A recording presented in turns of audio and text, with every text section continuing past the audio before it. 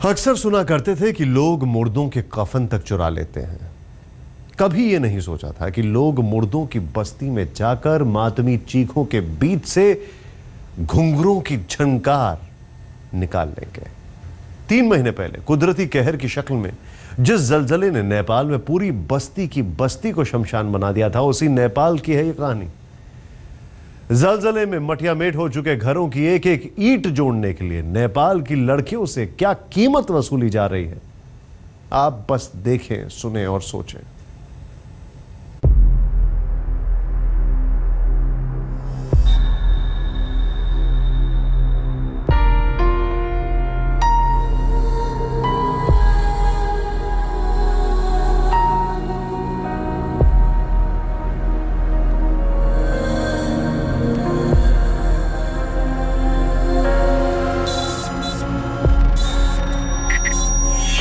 देश में भूकंप के बाद, उसकी त्रासदी के बाद काफी गरीबी है, अनएम्प्लॉयमेंट है।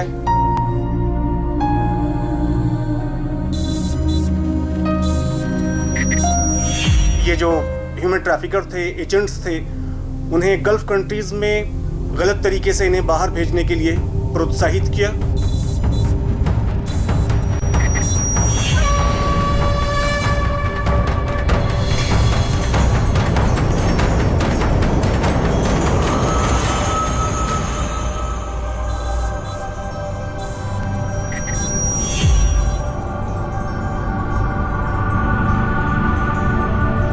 ये तबाही, ये बर्बादी, ये मातम, ये चीख पुकार, ये आंसू और मौत का ये मंजर, और उसी मौत के गुजर जाने के बाद जिंदगी से जंग की ये तस्वीरें।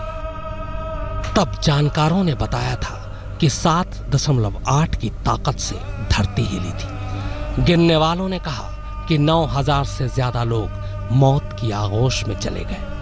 मदद करने वालों ने खबर दी कि करीब 28 लाख लोग बेघर हो गए, क्योंकि जलजले ने उनके घरों को मिट्टी कर दिया था।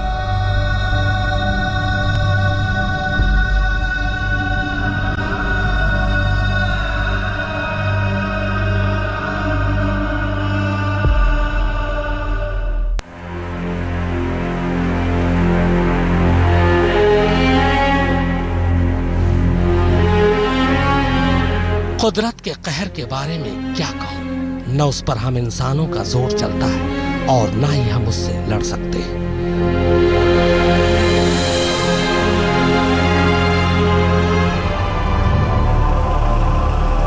पर इस कहर को क्या कहें जो इंसान ही इंसान पर ढा रहा है। भूखे पेट की बोली लग रही है, गरीबी नीलाम हो रही है, इज्जत खुले बाजार में बिठाई जा रही है, और ये सब कुछ इंसान कर रहा है।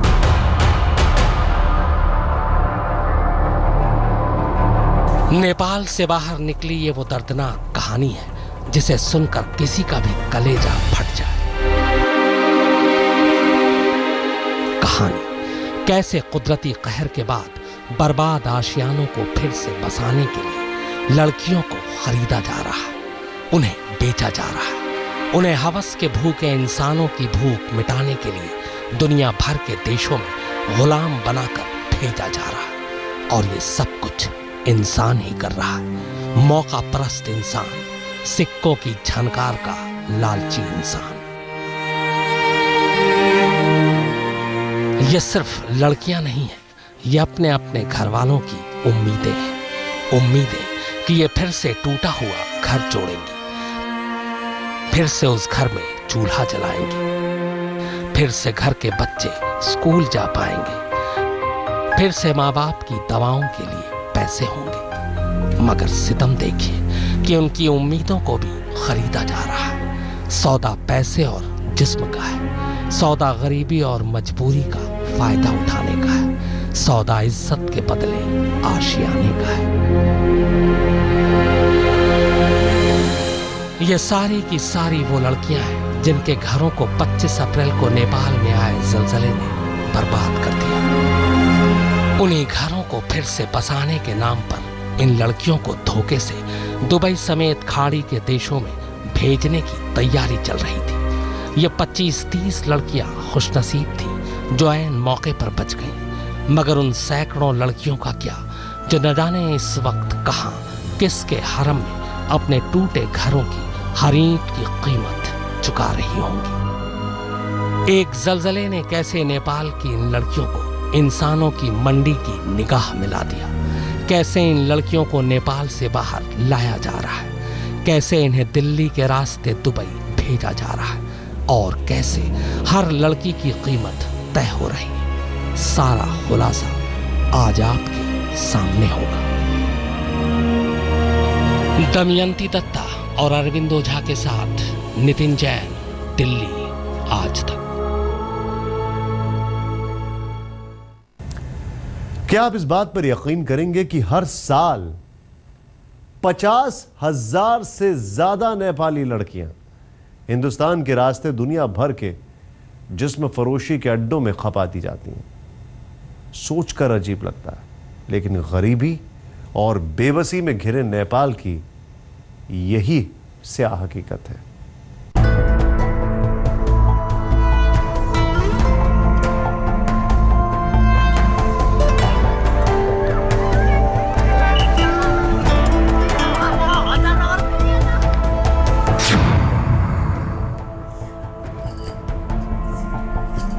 पुलिस हिरासत में मौजूद इन लड़कियों के हिस्से वैसे तो गुनाह कुछ भी नहीं, लेकिन हालात ने इन्हें फिर भी मुंह छिपाने को मजबूर कर दिया है।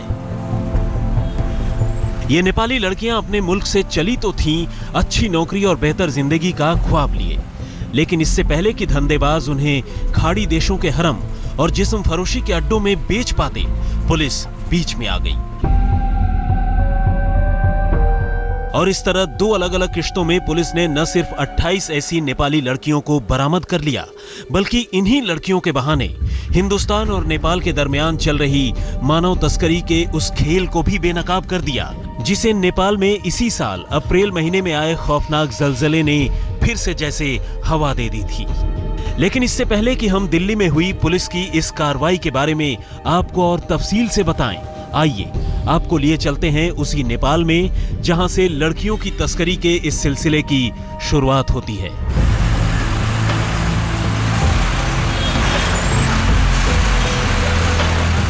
यूपी के गोरखपुर से सटा सनौली बॉर्डर, यानी हिंदुस्तान और नेपाल का वो सरहदी इलाका जहां से हर रोज न मालूम कितने ही लोग अपनी अपनी मंजिल की तलाश में एक मुल्क से दूसरे मुल्क का फासला तय करते हैं।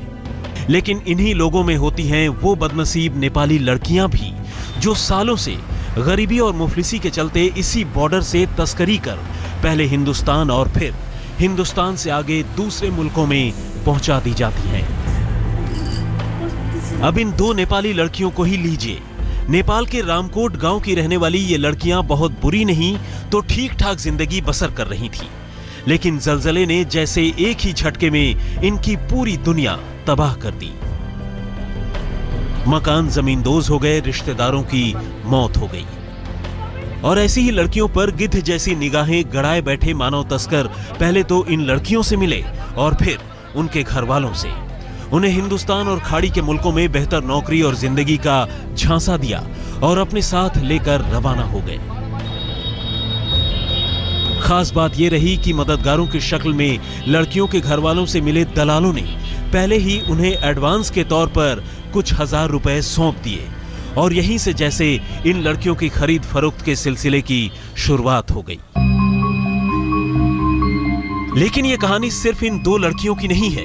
ऐसी लड़कियां पहले तो गांव से शहर लाई जाती हैं और फिर वहां से बस या फिर किसी दूसरी गाड़ी में इंडो नेपाल बॉर्डर तक। इससे पहले दलाल लड़की के घर वालों को तकरीबन 15,000 रुपए की रकम एडवांस बताकर थमा चुके होते हैं, लेकिन तब तक न तो घर वालों को अपनी बेटियों के अंजाम का पता होता है और न ही खुद इन लड़कियों को। आगे लड़कियों को दूसरे दलालों के हाथों तकरीबन 25 से 30,000 रुपए में बेच दिया जाता है। लड़कियां अब भी अपने अंजाम से बेखबर होती हैं, लेकिन आगे चलकर इन लड़कियों का असली सौदा तब होता है जब सेक्स ट्रैफिकर यानी जिस्म फरोशी के धंधेबाज हर लड़की की कीमत 60 से 70,000 रुपए अदा करते हैं। चौंकाने वाली बात यह है कि लड़कियों को अब भी उनके साथ चलने वाले एजेंट की असली कहानी पता नहीं होती और तब अचानक वो खुद को दिल्ली, मुंबई या फिर खाड़ी देशों के किसी जिस्म फरोशी के अड्डे या फिर अमीरों के हरम में पाती हैं। लेकिन तब तक बहुत देर हो चुकी होती है। As I told you, it is an organized business. The organized business has to be crushed. It has to be wiped out. For that, you have to pinpoint who the actual traffickers are. And until unless we do that, we will not be very successful.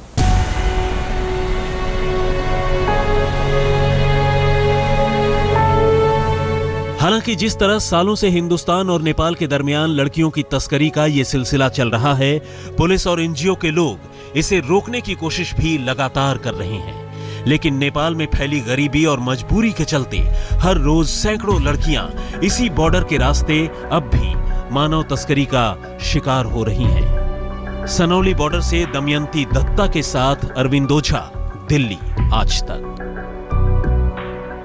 Delhi के रास्ते नेपाली लड़कियों को विदेश ले जाना तस्करों का पुराना काम रहा है, लेकिन जलजले की मार से करार रहे नेपाल से जब इस बार एक ही साथ बहुत सी लड़कियों को खाड़ी के मुल्कों में भिजवाने की कोशिश हुई तो तस्करों का भंडा फूट गया। 20 लड़कियों के साथ वो धंधेबाज भी पकड़े गए जो मददगार की शक्ल में मातम के खरीदार बने हुए थे।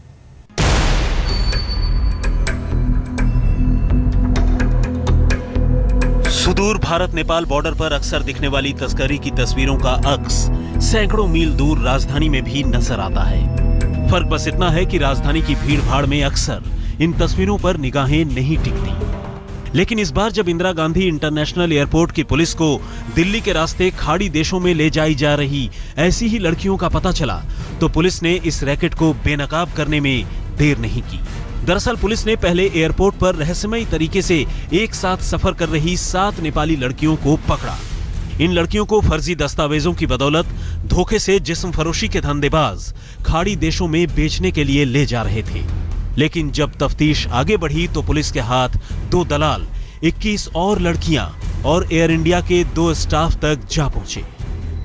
पूरे इंट्रोगेशन के दौरान ये पाया गया कि ये जो 7 लड़कियां हैं जो जा रही थी दुबई, ये एक तरह से विक्टिम है जो कि एक बड़े ह्यूमन ट्रैफिकिंग का पार्ट है और ये नेपाल से बड़े ही ऑर्गेनाइज्ड तरीके से लाया गया है। हम नहीं लाते थे, वो ऊपर खुद आते थे। इधर कौन आता था? लड़कियां खुद आती थी। पुलिस ने फिलहाल एयरपोर्ट से बरामद इन लड़कियों को नारी निकेतन और दलालों को जेल तो भिजवा दिया, लेकिन हकीकत यही है कि दिल्ली पुलिस की ये कार्रवाई मानव तस्करी के एक बड़े से रैकेट का छोटा सा हिस्सा भर है। ये जाल कहीं इससे भी बहुत ज्यादा बड़ा है। अरविंद ओझा, दिल्ली आज तक। इसके लिए न जिम्मेदार वो आपदा है, न वो लड़कियां हैं, न वहां के आलात हैं। इसके लिए जिम्मेदार हैं वो लोग जिनको ये करने पर मजबूर करते हैं। और यही सोच को आगे बढ़ाना होगा कि इसके लिए जो जिम्मेदार हैं उसको पकड़ो सबसे पहले। हमारी इस खास पेशकश में फिलहाल इतना ही।